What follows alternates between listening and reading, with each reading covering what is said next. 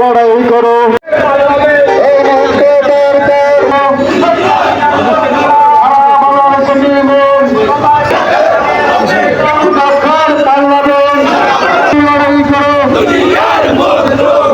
কোম্পানিগঞ্জে জেএসডির মিছিল অনুষ্ঠিত হয়েছে।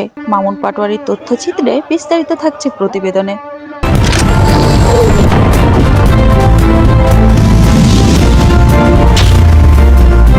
আপনারা দেখছেন আপন খবর। নোয়াখালীর কোম্পানিগঞ্জে জাতীয় সমাজতান্ত্রিক দল জেএসডির সিনিয়র যুগ্ম মহাসচিব কামাল উদ্দিন পাটোয়ারির নেতৃত্বে দীর্ঘ 14 বছর পর বিশাল মিছিল অনুষ্ঠিত হয়েছে। 15 জানুয়ারি বুধবার বাদাছড় উপজেলার সামনে আয়োজিত এই মিছিল বিভিন্ন নেতাকর্মীরা উপস্থিত হয়। দলকে সুসংগঠিত করার লক্ষ্যে দূর দূরান্ত থেকে ছুটে আসে বৃদ্ধ নেতাকর্মীরা। মিছিলটি বাজারে বিভিন্ন সড়ক প্রদক্ষিণ করে 0 পয়েন্টে সমবেত হয়। কামাল উদ্দিন পাটোয়ারি বিএনপিকে উদ্দেশ্য করে বলেন, আপনারা জানেন আমরা গত 15 বছর স্বৈরাচারী হাসিনা সরকারকে এই দেশ থেকে বিতাড়িত করার জন্য জাতীয় সমাজতান্ত্রিক দল জেএসডি, বাংলাদেশ জাতীয়তাবাদী দল বিএনপি, ছাত্র জনতা মিলে আমরা এই স্বৈরাচারী সরকারকে এই দেশ থেকে বিদায় করেছি। সংগ্রামী সাথীরা, আমরা স্বৈরাচারকে দেশ থেকে বিদায় করেছি, কিন্তু আবার আরেকটা স্বৈরাচার আসার জন্য নয়। সংগ্রামী সাথীরা, আমরা রক্ত দিয়েছি, ছাত্র জনতারা রক্ত দিয়েছেন, বিএনপি রক্ত দিয়েছেন, জাতীয় সমাজতান্ত্রিক দল জেএসডির মধ্যে রক্ত দিয়েছে, বৈষম্য বিরোধী ছাত্র আন্দোলনরা রক্ত দিয়েছে এই দেশটাকে এই স্বৈরাচারী হাসিনা থেকে উদ্ধার করেছে। সংগ্রামী সাথীরা, আমি শুধু বলবো, আমরা যারা এখন আছি স্বৈরাচারকে তো বিদায় করেছি, আমরা জাতীয়তাবাদী দল বিএনপি, বৈষম্য বিরোধী ছাত্র আন্দোলন একসাথে রাস্তায় আন্দোলন করেছি। ভাইয়েরা, আজকে কি অপরাধ করেছে জাতীয় সমাজতান্ত্রিক দল জেএসডি? কেন মুসাফিরে বিএনপি নেতা কর্মীরা আমার গাড়ি আসতে দেওয়া হলো না? আমি বিএনপির নেতাদের কাছে এই প্রশ্ন রাখতে চাই।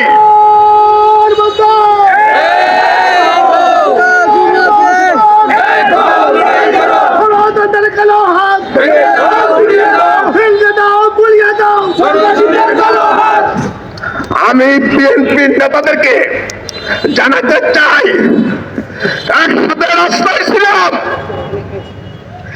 একসাথে আন্দোলন করেছি, এখনো যুগপৎ আন্দোলন করি, এরপরেও কেন স্বৈরাচারী হাসিনার মতো কোন জায়গায় মুসাফিরে আমার 4টা গাড়িতে হামলা করে গাড়ি আসতে দেওয়া হলো না?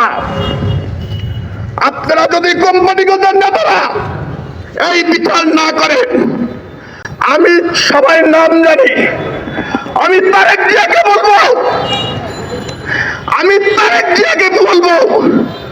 কেন একসাথে আন্দোলন করার পরেও আমার গাড়িকে আটকানো হলো?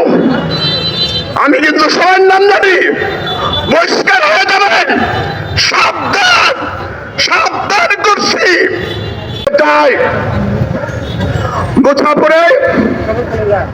মুসাফির ক্লোজারে আসম আব্দুরের নানার বাড়ি। আসম আব্দুর এই দেশের গর্ব, এই দেশের স্বাধীনতার পতাকা উত্তোলক। আসম আব্দুর তার নানার বাড়িতে বড় হয়েছেন, সেই নানার বাড়ি আজকে নদী গর্ভে চলে যাচ্ছে। আমি ডক্টর ইউনূস সাহেবকে বলতে চাই, অতি সত্তর মুসাফরবাসীকে রক্ষা করুন। টিসিবির অল্প দামে কিছু খাদ্যদ্রব্য জনগণের কাছে বিলি হতো, টিসিবি বন্ধ করে দিয়েছেন। 42 লাখ কাজ আপনি বাতিল করে দিয়েছেন। আপনি স্বৈরাচারের মতো আচরণ করবেন না। স্বৈরাচারকে বিদায় করেছি আমরা, কিন্তু আমরা চাই না আপনি বিশ্ববরেণ্য নেতা ডক্টর ইউনূস সাহেব, আপনি বিশ্ববরেণ্য নেতা, গরিবকে মেরেন না, গরিবের এগুলা দিয়ে দেন। কামাল উদ্দিন পাটোয়ারীকে নোয়াখালী 5 আসনে প্রার্থী হিসেবে ঘোষণা করেন বিভিন্ন নেতাকর্মীরা। নির্বাচনে অংশগ্রহণের প্রস্তুতি নিচ্ছেন বলে জানানো হয়। এই সময় আরও উপস্থিত ছিলেন জেএসডির স্থায়ী কমিটির সদস্য বীর মুক্তিযোদ্ধা সিরাজ মিয়া। যতক্ষণ যাকে নেতা বানাবে তিনি নেতা হবেন। আমাদের দলের বাস আটকান কেন? কি কারণে আটকান? এত ভয় কিসের আপনাদের? আমাদেরকে ভয় করেন কেন? যারা আপনাদের প্রতিদ্বন্দ্বী ছিল তারা এখান থেকে পালিয়ে গেছে। তাকে ভোট করবে আমাদের দলের পক্ষ থেকে। এমন ভোট করতে চাই যে ভোট করার পরে আমাদের এমপি সাহেবরা এ দেশ থেকে পালাতে দেওয়া হয়। আজ 6 থেকে 700 এমপি বউ বাচ্চা ছেলে মেয়ে রেখে অনেকে ছেলে মেয়ে সহ পালিয়ে চলে গেছে। আমরা পালাতে চাই না, আমরা কোনোদিন পালাম না। আসম আব্দুর রব বিরোধী দলের নেতা ছিলেন, আসম আব্দুর রব মন্ত্রী ছিলেন। আজ পর্যন্ত আসম আব্দুর রবের বিরুদ্ধে একটা দুর্নীতির মামলা কেন হলো না? কারণ আমরা দুর্নীতি করি না, আমরা দুর্নীতি করতে দেব না। এখন পরিষ্কার কথা, 24-এ যেই গণ অভ্যুত্থান হয়েছে, ছাত্র জনতার গণ অভ্যুত্থান হয়েছে। বাংলাদেশে এত বড় রাজনৈতিক দল বিএনপি 31 অক্টোবরের পরে ওনারা তো 10 লক্ষ লোক চলে গেলেন, কিন্তু আমরা তো মাঠে ছিলাম, এখনো আছি, তাদের সাথে আন্দোলন করি, তাদের সাথে যুগপৎ আন্দোলন করি। গত পরশু সন্ধ্যায় বিএনপির কেন্দ্রীয় নেতৃত্ব, স্থায়ী কমিটির নেতৃত্বের সাথে আমরা 6টি রাজনৈতিক দল, গণতন্ত্র মঞ্চ, একটা লিয়াজু কমিটি আছে, সেই কমিটিতে তো কথা হয়েছে আগামী দিনে আমরা সবাই মিলে জুলে আগে যে আন্দোলন করেছি প্রয়োজনে একইভাবে আবার আন্দোলন করব। কোনো স্বৈরাচারী ব্যবস্থা আমরা এখানে কায়েম করতে দেব না। আজকে সতর্ক থাকতে হবে, বাংলাদেশের মানুষকে সতর্ক থাকতে হবে। আপনাদেরকে আজকে দিতেছি, আজকে আমি আপনাদেরকে বলি, আজান দিচ্ছে আর বলবো না। আমরা কামাল ভাই আমাদের এখানে আছে, তিনি আসবেন আমাদের দলের পক্ষ থেকে। আমি স্থায়ী কমিটির মেম্বার হিসেবে এই নোয়াখালী কোম্পানিগঞ্জে নোয়াখালীর 5 আসনে আমাদের দলের সামনে যে নির্বাচন হবে সংস্কারের পরে, সেই নির্বাচনে কামাল ভাই আমাদের দলের প্রার্থী থাকবে। আপনারা যারা কষ্ট করে এসেছেন বিভিন্ন অঞ্চল থেকে, আপনাদের সকলকে ধন্যবাদ জানিয়ে আমি আমার বক্তব্য শেষ করছি।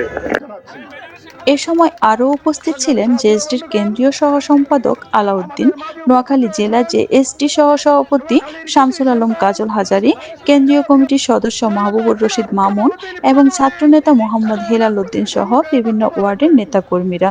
সংবাদ শেষ করছি রাইসা ভূঁইয়া, আপন খবর নোয়াখালী।